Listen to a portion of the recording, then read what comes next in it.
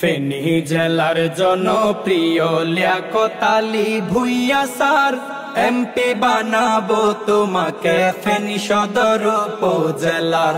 তোমার মতো যোগ্য ব্যক্তি ফেনী সদরে দরকার।